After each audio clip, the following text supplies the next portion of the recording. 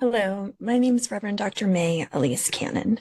Today is Saturday, June 28th, 2025. Today is day 631 since October 7th of 2023.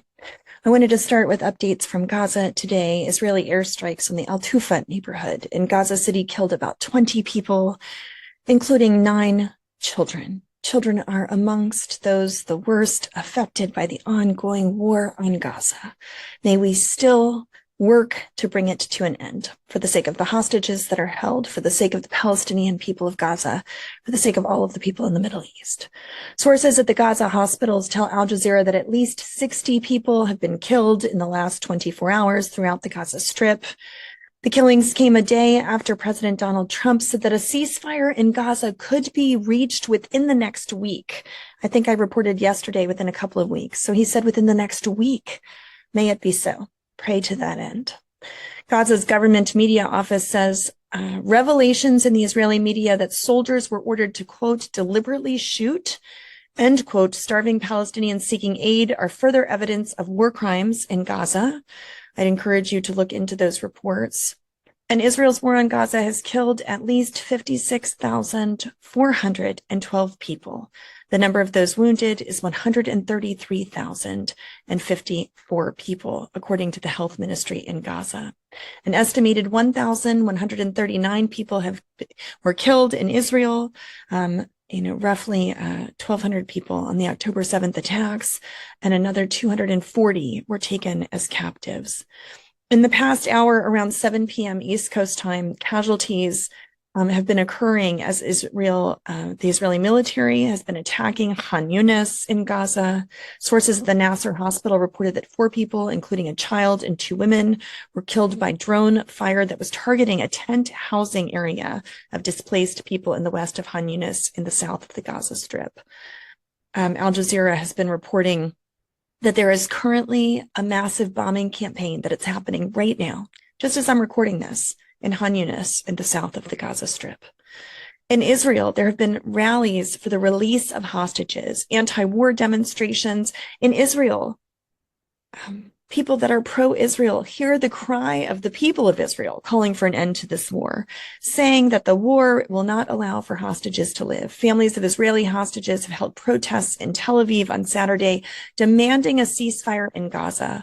Following the truce between Israel and Iran, rally goers urged Prime Minister Netanyahu to seize a historic window of opportunity to bring the remaining hostages home. In Iran, a top Iranian official appeared on state news following reports that he'd been killed previously in an Israeli airstrike that happened on Saturday. In an interview with Ali Shamkhani, a close aide to Iran's supreme leader, the Ayatollah Ali Khamenei, who had previously been reported as dead by both Israeli and Iranian media. Mystery mounted around Shamkhani's fate in the days after he was reported deceased.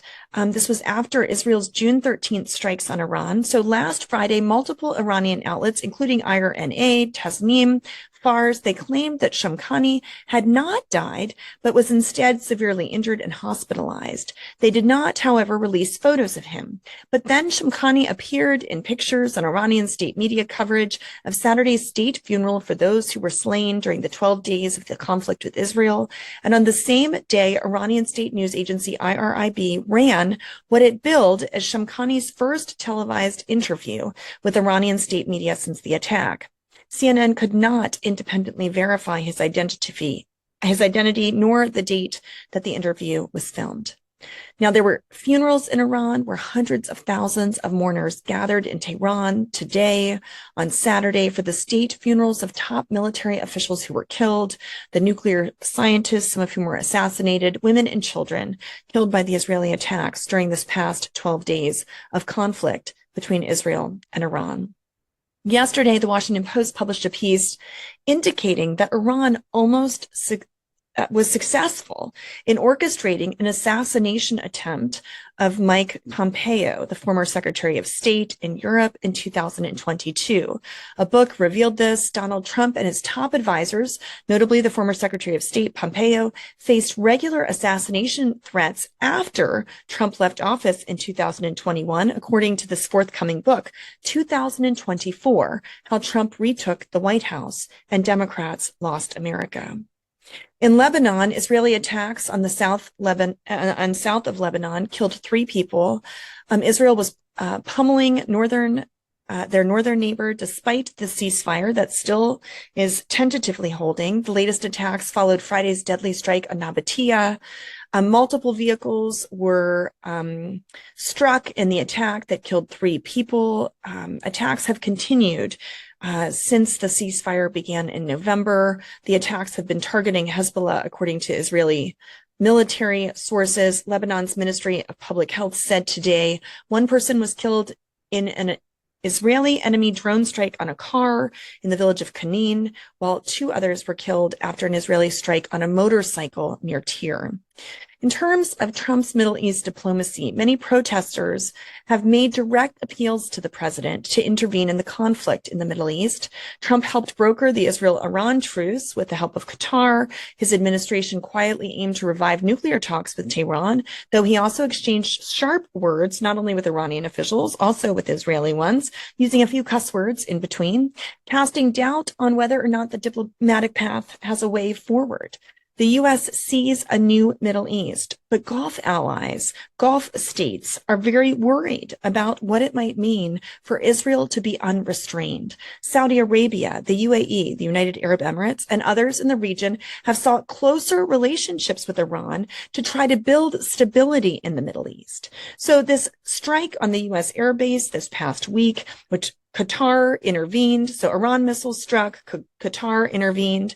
This could have imperiled the efforts of the Persian Gulf monarchies in recent years to ease the isolation of Iran on the grounds that it would make the region more secure. The Washington Post reported on this. The attack, retaliation for the U.S. airstrikes on Iran's nuclear facilities came after Iran gave the warning to the U.S. and Qatar. 19 missiles did no damage to Qatar or to the U.S. airbase. I just got a report that Trump doubles down on attacking Israel over Netanyahu's corruption trials. The U.S. has spent billions of dollars of aid. We're not going to stand for this. So that was a hot arrest. That's an announcement that just came from Israel just now.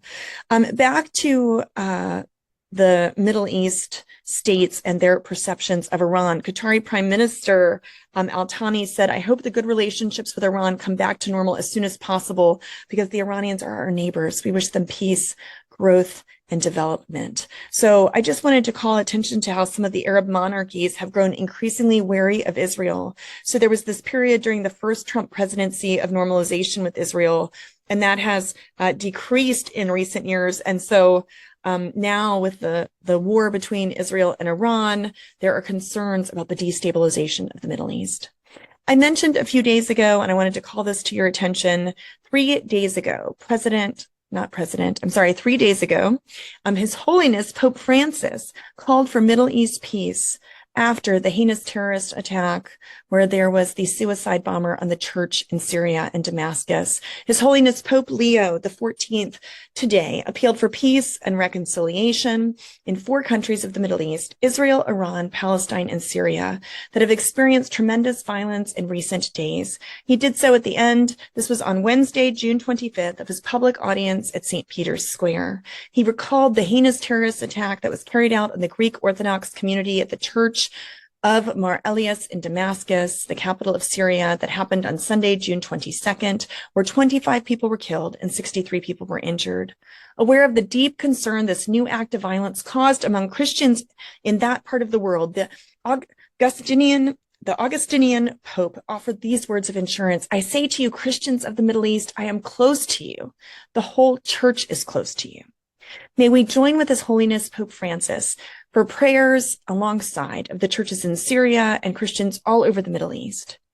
He was anxious to avoid further violence in the Middle East and in other parts of the world, saying it is therefore essential that the international community not ignore this part of the world, but instead continues to offer support through gestures of solidarity and a renewed commitment to peace and reconciliation. So may we join with His Holiness Pope Francis in the name of Christ. Amen.